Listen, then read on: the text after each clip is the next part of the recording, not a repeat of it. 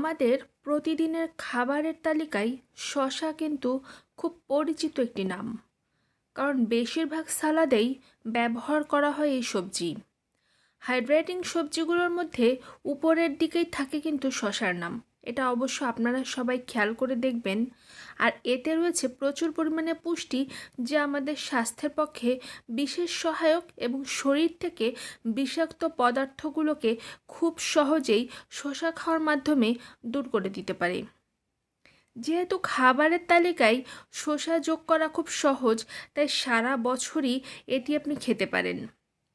ওজন কমানো, হৃৎপিণ্ডের ভালো রাখা, ব্যথায় প্রশান্তি দেওয়া ইত্যাদি হলো শসার উপকারিতা।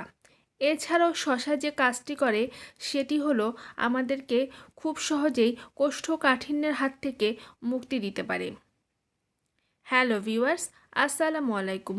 নতুন আর একটি ভিডিও দেখার জন্য কুকিং হাউস ফ্যামিলিতে আপনাদের সবাইকে আবারও ওয়েলকাম। পরিবার এবং স্বাস্থ্য বিষয়ক যে কোনো নতুন তথ্য পেতে আজই আমার চ্যানেলটি সাবস্ক্রাইব করুন। শরীর হাইড্রেটেড রাখে শসা। হাইড্রেশন শরীরের গুরুত্বপূর্ণ ফাংশন বজায় রাখার চাবিকাঠি। দিনে 8 থেকে 10 গ্লাস পানি এবং অন্যান্য তরল খাওয়া কিন্তু গুরুত্বপূর্ণ। এক্ষেত্রে শসা আপনার হাইড্রেশনের চাহিদা পূরণ করতে পারে। শসাতে শতকরা 96% পর্যন্ত পানি থাকে, যা আপনাকে হাইড্রেটেড রাখতে এবং দৈনন্দিন চাহিদা মেটাতে পারে। ফল এবং শাকসবজির মাধ্যমে পর্যাপ্ত পানি শরীরে পৌঁছালে কোষগুলো সঠিক পুষ্টি পায়, অর্থাৎ আপনি ক্লান্তির সঙ্গে লড়াই করতে পারেন এবং সারাদিন শক্তি বজায় থাকে আপনার শরীরে। শসা একটি ভালো নাস্তাও হতে পারে বিকেলের জন্য। আপনার শরীরের ওজন কমাতে সাহায্য করে শসা। সহজেই ওজন কমানোর জন্য সেরা একটি খাবার হলো শসা।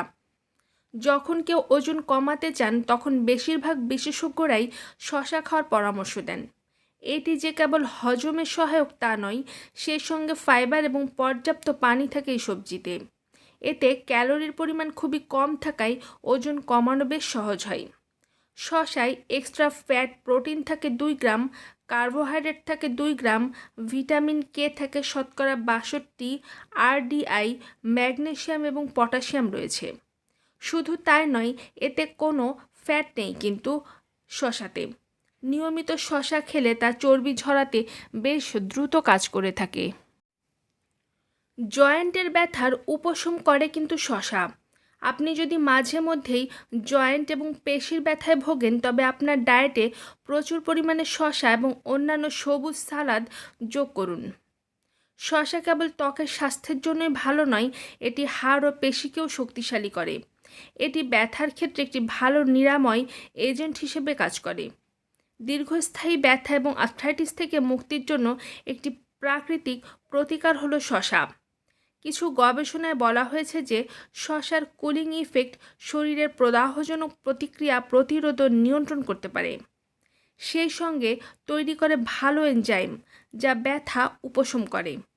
বয়স বৃদ্ধির সঙ্গে সঙ্গে নিয়মিত শসা খেতে শুরু করুন।